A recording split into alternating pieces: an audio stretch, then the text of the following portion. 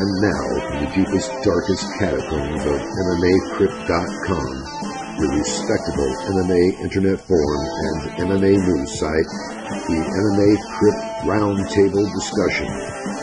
Sit back and listen up to what the guys have to say at the roundtable.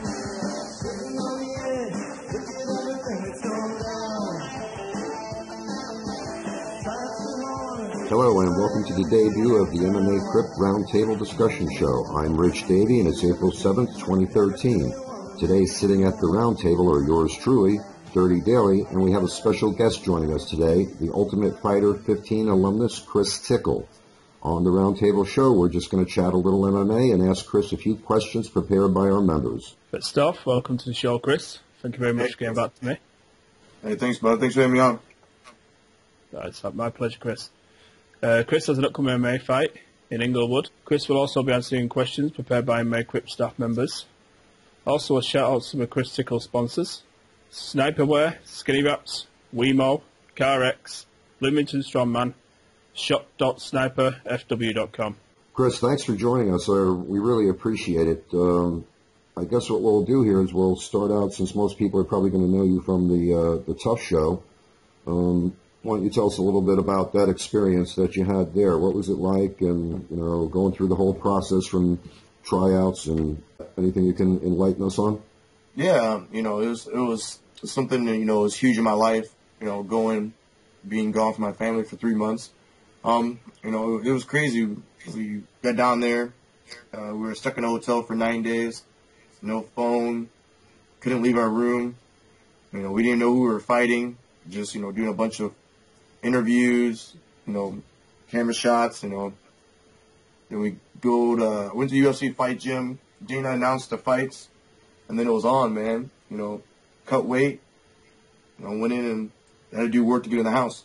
That must have been pretty exciting. I know that a lot of people. This was the season where they did the live fights, correct? Yeah, it was all live. How did that work? How did that process work? Did they do filming and then come to the fights in the end? How did that whole thing work? Yeah, we filmed every day. We get up, we're on camera. We're in bed, we're on camera. I was pretty much, we fought on Fridays. So Monday through Thursday, did all the camera work, edit in one day. We fight live on Friday. Did the cameramen stay in the house with you, like 24 hours a day, or did they leave at a certain time? Do what? I couldn't hear you. The cameramen, did they stay in the house 24 hours a day, or did they go home to their families and stuff? No, there was 3 different shifts, so it's pretty much like first, second, third shift for the camera guys. So there's always a camera guy there, a couple. So no matter what, we get up, go get food, and 2 or 3 in the morning, they're out there filming us. Well, that's got to be pretty nerve-wracking, huh? No, it wasn't too bad. At first, it was a little weird. Like, we all didn't want to talk about our matchups we wanted to fight because we didn't want to be on camera since it was live. We could hear us strategize. So we'd all stop talking when cameras come around, and we got in trouble by the producers. They'd come in and tell us they'll fine us $250 if you stop talking about fights and stuff. It was pretty funny. Oh, really? Yeah. So you had a pretty impressive elimination bout to get into the house there, huh? You defeated Austin Lyons by TKO in 24 seconds. That must have felt really good, huh? Yeah, Dana announced the day before that we're only doing 1 5-minute round, so everybody was in really top shape. So I was just going out throwing as heavy hands as hard as I could, try to get the fight over quick and don't be injured. Yeah, I really like that process, the one round of fight. There's a lot of finishes as well. Yeah. I think there's only about 4 decisions getting into the house? I think so. I think, I know Ogle had one.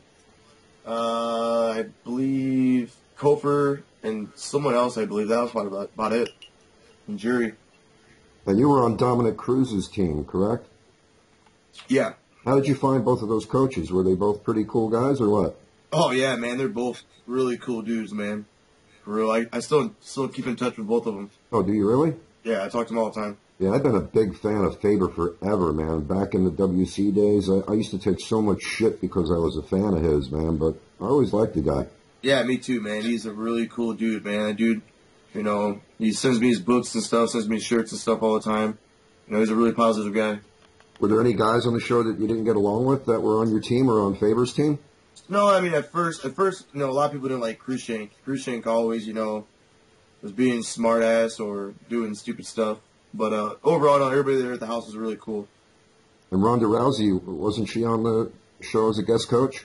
Yeah, she came in for a day and showed us some judo, man. That girl's tough, man. Yeah, I know. Did you see that thing with Uriah Hall the other day where she put him in an armbar? Yeah.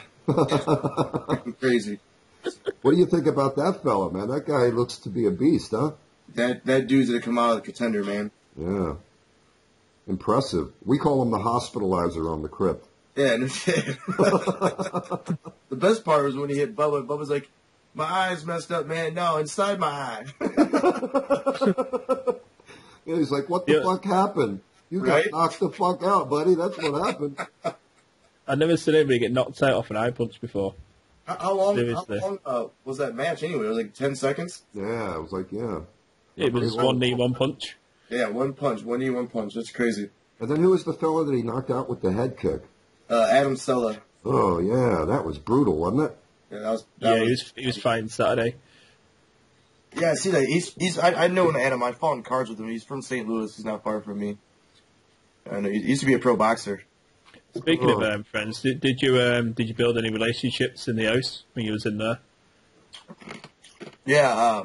Aside from the coaches. Yeah, pretty much everybody there. I talked to Cruikshank too, but pretty much, Sam Cecilia and Justin Lawrence and James Vick are probably, the top guys. It was Cruikshank who got a bit pissy when you was playing a joke with him, didn't he? He decided to chase you out, give you a few kicks or something, didn't he? Yeah, hit him in the nuts with that water bottle. I just like the way you just laughed at him, like what you doing, man. Right. I wish I could have hit him, man, but if I would have hit him, I knew I wouldn't have fought in the finale. So, it's too much money on the line, in a career for, punching someone over some stupid crap. Well, I guess that's pretty much all we need to know about TUF for now. I know that you got that fight coming up. You want to tell us a little bit about your upcoming fight? Yeah, Flawless FC2 California logo got switched. It's May 18th now in Hollywood. But, it's going to be a good show. I think I'm main event or co-main event. I'm not sure yet. Just waiting on the lineup, matchup who I'm fighting. But, it's going to be a good card. Hopefully get this win fast by KO. Like 2 more and get back in the UFC. Yeah, that would be nice. Yeah. I was hoping to beat BB. And that would be my ticket right back right away. And, unfortunately I lost by decision. But, I'm still young. Let's get a couple wins and I'll be back. Anything else you want to ask him, Daly, about that? Maybe about his opponent or anything like that? Any opponents he might want to fight in the near future? Yeah. You touched on there's two potential opponents. We've also seen that injuries play a part.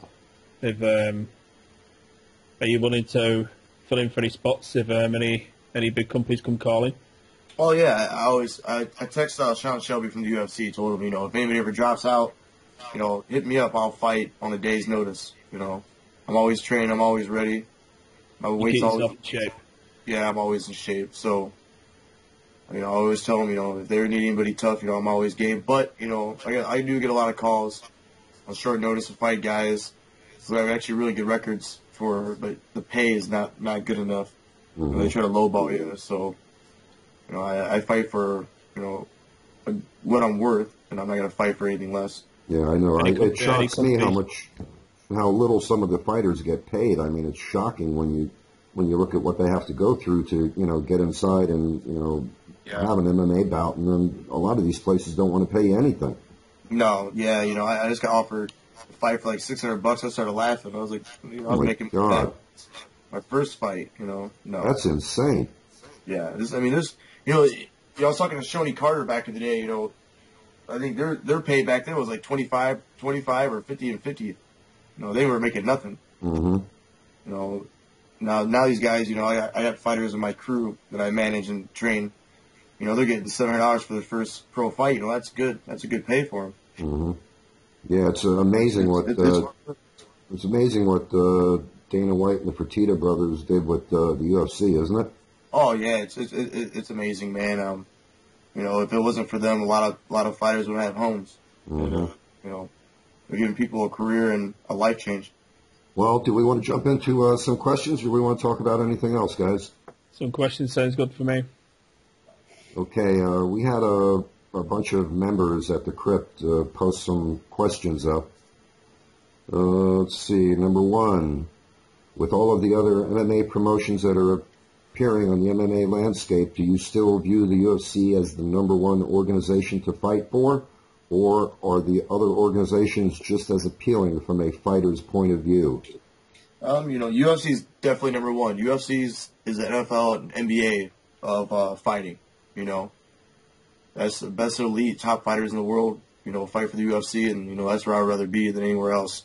But Bellator is coming up. Bellator has a lot of good fighters, and they're just getting bigger and bigger. Yeah. What do you think about the World Series of Fighting? They look like they've got a nice production going on there. Yeah, they do. I'd be glad to fight for them too. One of my buddies, he fights for them, Dustin Jacoby. It's a great organization, and their last show wasn't too bad. It was actually pretty good. I really enjoyed that. Yeah, they're getting some good fighters. John Fish just went there. It's up to them how big they want to make it. Yeah. Speaking about that reminded me about the oversized roster that the UFC is complaining about. They're saying they got to cut another 100 guys. Oh yeah. Well, usually, like the UFC, a lot of people don't know, the UFC tries to keep a minimum of fighters per weight class. And bringing Strikeforce over excelled it big time. And that's one of the reasons why I got cut after I lost. Even though I put on a good fight, the finale with Krushenk, I dropped down to 45, and just Lauren Cecilia dropped down, so it kicked me out since they won their fights. Mm-hmm. They try to keep on like 12 to 15 fighters per weight class. And I think 55 is the biggest weight class in the UFC. I think they have like 20-some fighters, maybe 30.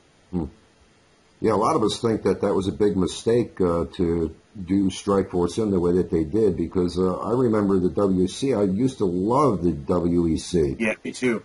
I mean, that was a fantastic promotion, and that was, the proving ground for the guys to step up to the UFC. And if some of the guys weren't, performing in the UFC, then they went to the WEC. And I just thought that was dumb to, get rid of that organization. I did too. I thought they were making a lot of money, and WC was blowing up. I was a huge fan of WC too. Yeah. But you got to look at the fighter standpoint too. They're belt holders in the WEC. They can't just leave their belt and go to the UFC. Mm-hmm. So they were making purses of, 15 to 18, 20 grand. Defend a title fight or $40,000. You defend a title in the UFC, you're making over $400,000. Right. Exactly. So if I was in WC, I'd be happy versus the UFC, because your pay is going up 3 times, and plus your bonuses are a lot more too. Exactly. Yeah, you got all the big time sponsors then when you get on the big stage. Exactly. Yeah, and I kind of think that they were doing the same thing. Well, they did the same thing with Strikeforce that they did with the WEC. I mean, Strikeforce could have been a great, minor league division for the UFC. I don't understand why they keep doing that. They buy up these organizations. They get a glut of fighters, then they cut them all, then other organizations scoop up those names. Yeah, I can't believe they got rid of Strikeforce either. I would have kept it, and just, the people who are losing, drop them down to Strikeforce. The people who are doing good at Strikeforce, bring them up. Exactly. That only makes sense. Yeah, I don't know. Maybe Strikeforce was in debt. Who knows what was going on? Yeah, I think they had a problem with everybody wanting to control the production, and Dana White pretty much said, "Fuck it," Yeah. If you guys want to be assholes about it, we just aren't going to cooperate, and you guys will starve to death. But I thought that was a bad move. Yeah, they basically killed it off by they bought all the fighters over, they bought Shields over, they bought Overeem over. Well, they made sure they got rid of them first and then bought them over, so they killed it off themselves. They didn't know what they was doing. Yeah, I thought that was a dumb move. I mean, I like the idea of a minor league organization because, you have all these other smaller organizations out there. Yeah, I mean, they've got some of the big, ex-UFC fighters, but they usually don't stay around too long, Yeah. I don't know what they're doing. But, also, like Dana White said when he released Fitch, which I still can't believe he released John Fitch. That's crazy. Yeah, that was crazy. He never liked him, though, anyway. I know he says that's not the case, but we all know he said differently in the past.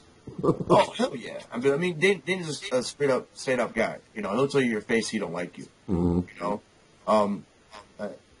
Maybe he just thought Fitch needed to get out of the UFC for a little bit, and get his game plan up to par, and do a lot better and come back, because once you're in the UFC, man, you're hungry. You want to stay in the UFC. You get cut, you do everything in the world to get back in the UFC. So maybe make John Fitch a better fighter now.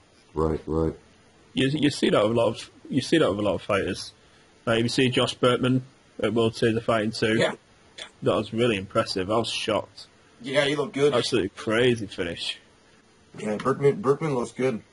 Okay, let's go on to that next question there.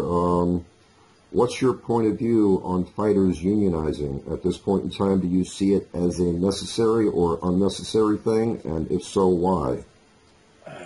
I really don't know. I mean, if we did unionize, I guess we would all have insurance. A lot of fighters don't have insurance. I'm not married, so I don't have insurance. But also I don't get injured a lot like that to go to the hospital. Also, I don't know, maybe the pay would be different for us too. I'm not sure what would all come to par with being a union. Will we get like monthly pays? Like, who knows? Like a lot of people, I don't work. I'm a full-time fighter. I own a gym, so pretty much the only pay I get when I'm not fighting is for my gym, and that pay can vary. Mm-hmm. So, I mean, if we did union where we get money, that would be great. I mean, that'll help a lot of fighters. A lot of fighters are struggling. Hoping to stay out of trouble probably more. They won't be out doing stupid stuff. But, overall, I really don't think we need it right now. But if we did, I'd like to see what would happen. What would they do with it if we did? Yeah, that's interesting. Yeah, we, on the crypt, we affectionately call Dana White DFW for Dana fucking White. We love the guy. Oh, yeah, Dana's a cool dude, man. Okay, and let's go on to number 3 here. Did you enjoy being a part of TUF? And do you feel it was worthwhile, and has it helped your career? Yeah, it helped me out tremendously, made me a different fighter. I learned a lot from the coaches. And a lot of people do recognize me, it helps me out with sponsors, but also helps me get bigger fights too. Being on the UFC, the show, a lot of fighters target you, doesn't matter who you are. You fought in the UFC, you're a target. Yeah, man. Well, on TUF, you're getting viewed by millions and millions of people, not only in America, but all over the world. Over the world, yeah. It's fun. I have a lot of fans in Europe, too, I've been getting asked a lot to come out there, do a seminar, and, just go out there and chill, watch fights. That's pretty cool. I'm a big fan of TUF. I've been watching it since the very beginning. I still love it. I watch it every year. But, some people don't enjoy it. I don't know why that is. I mean, who would not, love to see the story of an up-and-coming guy make a success of himself, I think go on, Chris. No, yeah, I agree. That was cool about the live season. The head producer of Pilgrim, his whole insight for live my season was to show all the new viewers, since it was on FX, and FX is a family channel, everybody gets FX, that the up and downs of fighters, like what we do to get ready for fights. So our season was all about our training, then about being in the house. Yeah, I love what Fox has done with all the UFC programming and the TUF show. I mean, great stuff they're doing, huh? Yeah, definitely. I agree. I like, except for the season. What was last season? I didn't like that season. That was horrible. Yeah, that one wasn't so good. No, I was not. This season looks pretty good. Looks like they got a couple of talented guys this season. Yeah, it's actually a good season. Yeah, I'm a big fan of Salmon coming off that. He was the underdog on it, and I like his style. He brings an aggressive style. If he's off his back, he's aggressive. Pretty much the way you fight Tickle, just straight at it as soon as the bar goes. That's the way to be, man. That's the way you got to do it. Put the pressure on, press them against the cage. Get on them. For sure. So what do you think? Hall and Salmon's going to be the finale, huh? Yeah, I think so too. I would say that, but I just see an upset. I really do. Really? With that Kelvin? Yeah. I think that guy's pretty good too, but I don't know who he's going to wind up going up against, but I still have a feeling it's going to be Hall and Salmon in the end, because I think that's what Dana White wanted. I think Hall could even go out. You think so? If he gets put on his back and, ground it out. Huh. I don't know. Put the C on that. Yeah. I'm with Chris on that one. I'm calling it. If you win, I'll send you a cupcake to UK.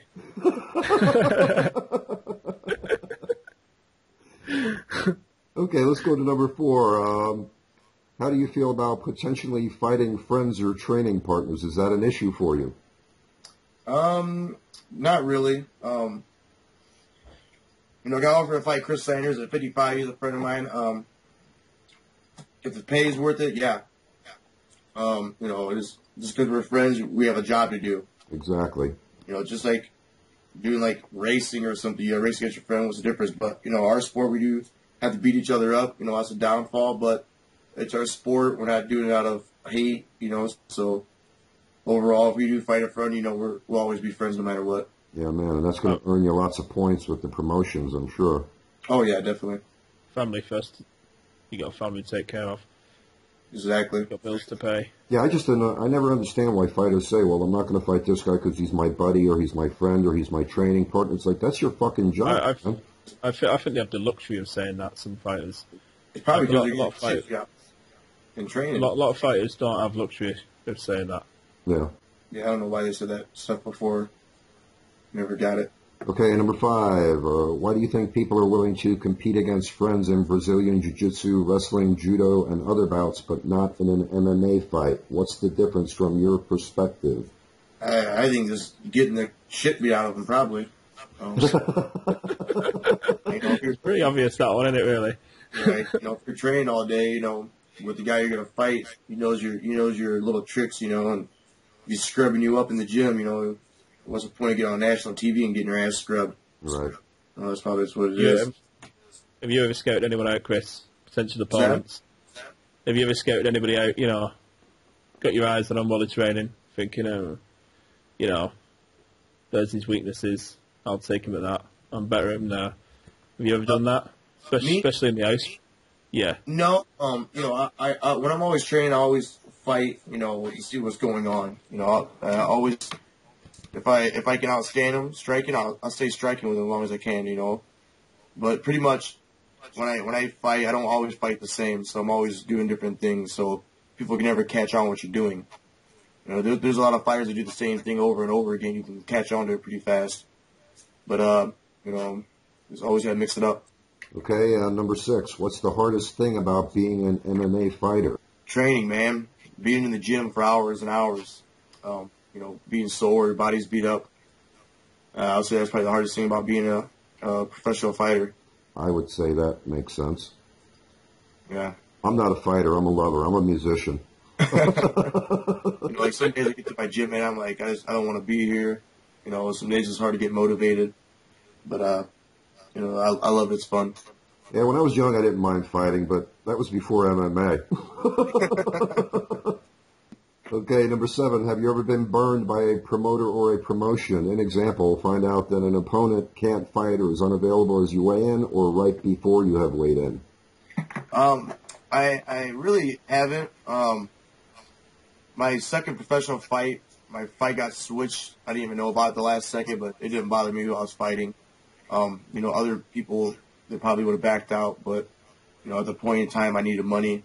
And, having no nonsense, I don't care who I'm fighting. It doesn't matter. That's a good attitude. I guess the only one you gotta have, I guess, man. As a fighter. They call me, the UFC calls me, asking me to fight Jose Aldo. I said, hell yeah. Exactly, man. Take it. Okay, and we've got a hot topic item here. The Fallon Fox situation. What's your opinion on Fallon Fox, and should she be allowed to fight women? I want to fight Fallon Fox. I bet you that's not going to happen, though. They'll let her fight women, but they won't let a man fight her. I'll get a sex change too, goddammit. Duct tape in or something. No, I read some insight on there. They're talking about these hormones she's taking. It gets rid of her testosterone. So I would say yes and no. I mean, she's a big girl, a big dude, whatever you want to say it. It's a big dude. Yeah. Yes. She don't look that much different, to me. I mean, I've been watching the story, and sure, she might be taking drugs or whatever that reduces her testosterone, but that doesn't change the fact that she's got the chromosomes of a man. Exactly. Right. But there's a lot of women out there too that are built like a man. Yeah. Look at Cyborg. Exactly. look at Kat Zagano. She's big too. Like, there's a lot of girls out there who are built really well. You know, it's genetics. And a man's got better genetics than a woman building muscle. So, you know, therefore it wouldn't be fair to, in my eyes, but the state allows it, you know, nothing we do about it. Yeah, they just down here in Florida, they just sanctioned her to fight in the state of Florida. But, you know, every other state commission can do what they want. You know, she could go to Vegas, they could say no. You know, she can come to here in Illinois, they can say no. Mm-hmm. You know, it's up to the state commission. You know, maybe she knows somebody on the board there, or whoever's managing her. Probably Tito Ortiz now. Who knows? But yeah, it's up to the board, and you know they allowed it. Then you know, it's up to them. Yeah, yeah. I don't know what her record is. I think for some reason I'm thinking 2-0, but I think she's 3-0. Oh, is she? Yeah, I think so. Were they quick finishes or? Yeah, I believe they're all KOs. I believe. Well, that seems kind of odd. Yeah, but she'll probably be fighting turds though too. Yeah. Okay, another hot topic item. Lots of stuff about PEDs and TRT in the MMA world. What's your position on that?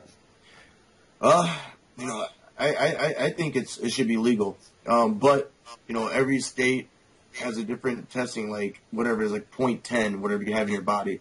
So if they're not going over the limit, it shouldn't be illegal. But if they are going over the limit, then they should be, you know, fined and suspended. Mm-hmm. But overall, I mean, our bodies are beat up. Some of us we're getting older. You know, I'm 31. You know, we're getting tired. You know, and getting testosterone helps you. You know, your energy recovery. But somebody who's not taking it, it might have an advantage over you. Exactly. Yeah, I was a big proponent of the TRT. I mean, as long as it was within the guidelines of the rules and everything like that, I have no problem with it. Right. Just recently, I started to change my frame of thought on that because it just seems like there's a lot of guys who are getting popped for abusing. You know, rather than just using, they're abusing it. Yeah, like Bisping when he fought Belfort. You know, he was complaining after he lost that he was cheating. He shouldn't be able to use that. Well, why don't you go get it yourself then too? You know. Yeah, Belfort looked ripped on that fight, didn't he? Yeah, he looked the biggest I've ever seen him, man. Yeah, you see, when I was younger, I used to weightlifting, and I used to take steroids. Oh, really? And yeah, and I had to put some testosterone back in my body because it lowers your testosterone. Yeah. And yeah, I could lift twice what I was lifting beforehand. Wow. Yeah, testosterone, man. Strength you get. It gives you energy and gives you extra strength, man. So. Yeah, you know, it definitely makes a difference. It's crazy. Dana White, you know, he frowned upon it. Then he's like, oh, well, you know, it's in legal limits. And now he's like, hey, you know, fuck PEDs, you know, whatever, blah, blah, blah. So, or TRT. So I don't know what's going on. Yeah, he made a comment on Twitter one day, but he deleted it afterwards. He says, motherfuckers, we're coming after you if you do PEDs and TRT. If Dana White made it, he should have his own damn commission itself, man. That dude, he's crazy, man. Yeah, I love that guy. You got to love somebody who just speaks their mind without fear of repercussion, you know? Oh, yeah, definitely. The best part, like, our fight, the Palms, is the last UFC fight ever beat the Palms ever again. I guess they got a dude owner, and they wouldn't give him this check limit, a marker. Yeah, I remember that story. And they just told him to go fuck off. We ain't doing shows here no more. Exactly, yeah. Did they wind up asking them to come back, or? I don't think so. I think Dana White just said, fuck you. I look forward to his media scrums. He won't get carried away there. Oh, yeah. Dana cracks me up, man. Yeah. Okay, question number 10. What moment of your career do you think made you progress the most as a fighter? I would say it's being on the show, training. You know, I never really had a coach in my career. And never in my life ever had 8, you know, top standout training partners either. Right. And not only did you have one coach, you had like a stable of coaches. Yeah, we had Lloyd Irvin, Eric Del Firo, Shannon Slack, an Olympian wrestler, Phil Davis, you know, Ronda Rousey came in, Gustin, Wilson Hayes, you know, and a bunch of other black belts from Lloyd Irvin's gym. Belfort came in with us. You know, it it was amazing what we learned. Yeah, I noticed Dominic Cruz. He was really impressed with you. He had a keen eye on you. Yeah, he busted my ass every day, man. Every day, he busted my ass. I think he definitely saw your potential. You know, like his storyline. I don't know if you guys ever talked. You should get him on the show, man. His stories, it's hilarious. You know, that kid. You know, grew up with a fight on the streets, man. Didn't have no money, and just said screw it and started fighting MMA. Yeah. Yeah, well, he's in a bit of a problem with his injuries now, right? Yeah, he had that first surgery and blew his ACL out again, so he had to get surgery again. You know, and it sucks. You know, Dom is a hard-headed guy. You know, he'll push himself. Even if he's injured, he doesn't care. He'll keep going. And that's the one thing he taught us on the show. You know, he'll ask you, are you hurt or are you injured? Well, if you're hurt, shut the fuck up, keep on training. You know, and that's how he is. Yeah. Well, he does a great job on the Fuel anchor chair there over at UFC Tonight or whatever show he sits in on over there. I love when he's in on one of the shows as an anchor.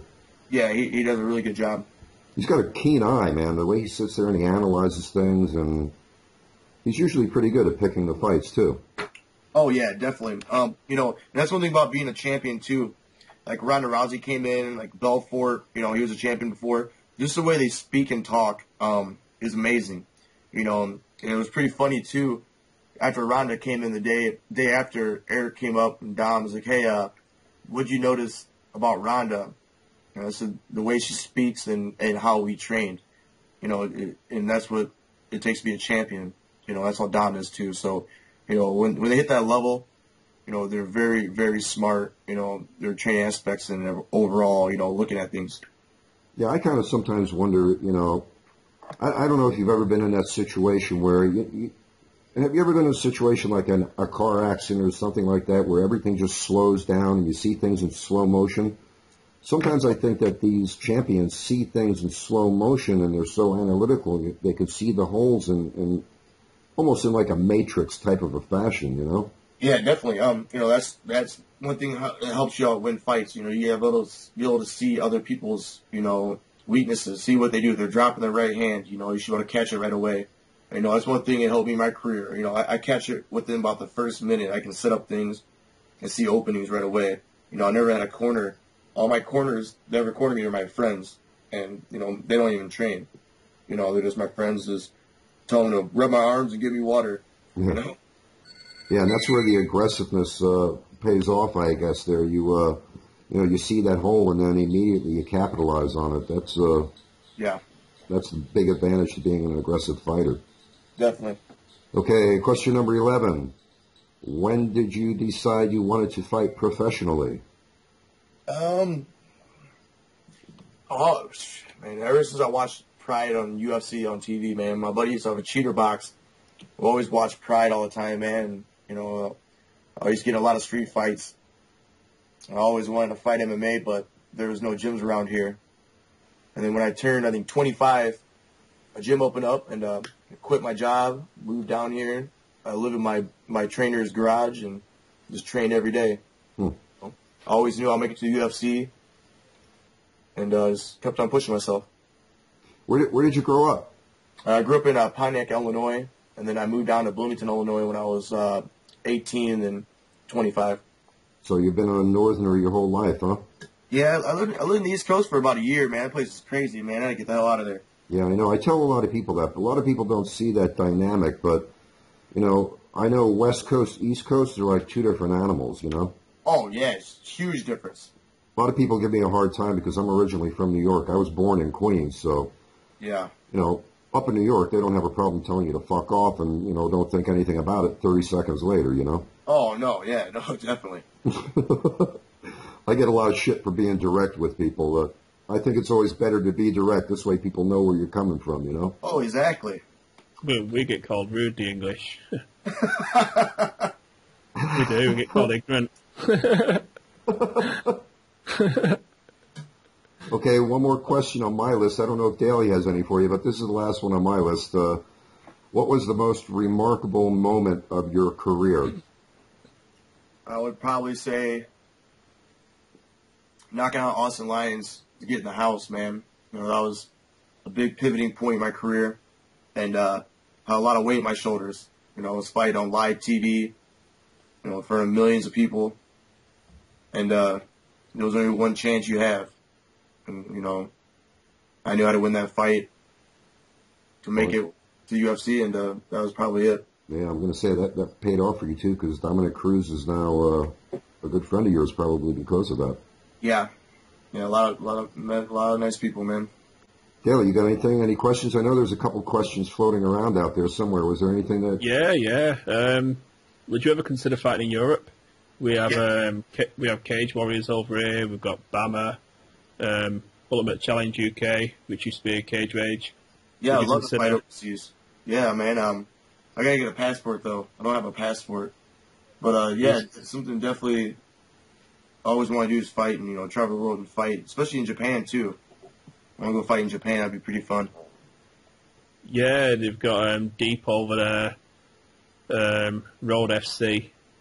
So there's definitely a lot of places. Yeah, definitely. Any other questions, Daley? Fuck, shoot, no. Hold on. There's one knocking around. I've seen it before. I know there's one by Hired Merc. He wanted to ask him a question. Yeah, he was getting a little bit rude about you, Tickle. Or, you know. So we had to tone him down a little bit. I think it had something to do with the prank you played in the house. Oh. Yeah, there it is. He would like to know how he and the other fighters felt about the producers editing the TUF show that he was on. Basically, did they make you look a certain way? And if so, how do you feel about that? No. I was myself on the show. Like some of the points, like, they try to make, like, we're making excuses, like, when I was sick in the house. I had a stomach flu. Actually, Joe Proctor got it first, and he stayed home for, like, 4 days. He didn't train, and we didn't know. And I got really sick. I was throwing up. I had diarrhea for, like, 5 days. I tore my shoulder. You know, so they're trying to make it look like I didn't want to train. I was making excuses not to train.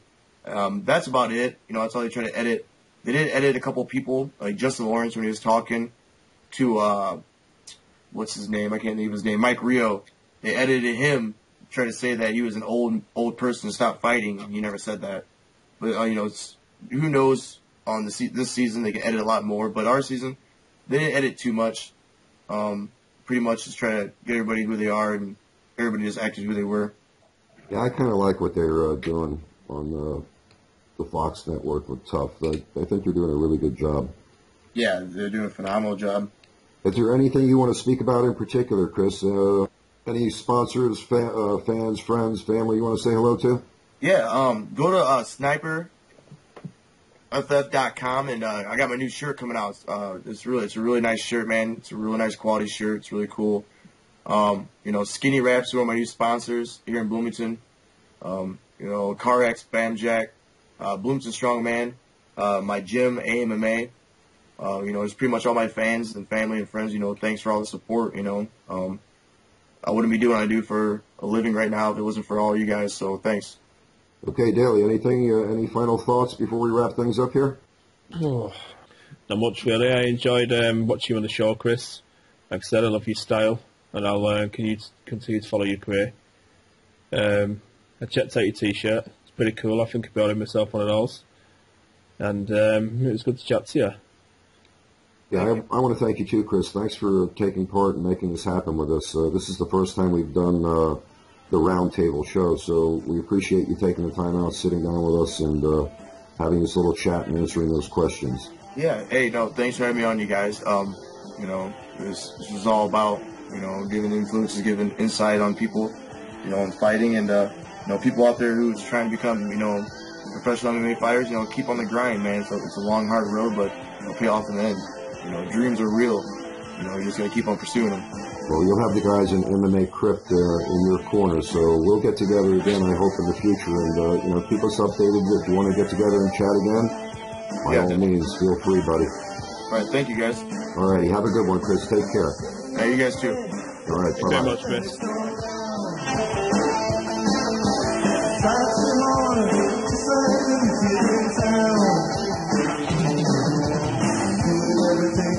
Everything you want me to do.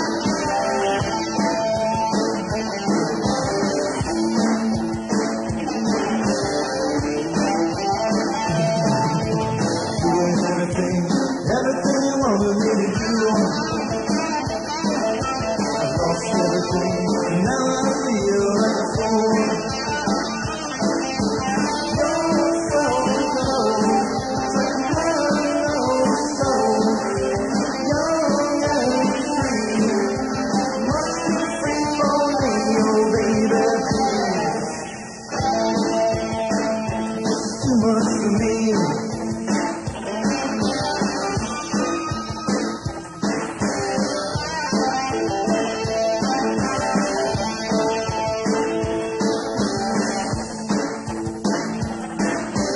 Gave up everything, gave it all up for you. Someone who loved me more than you ever could. How could I hurt so many other someone like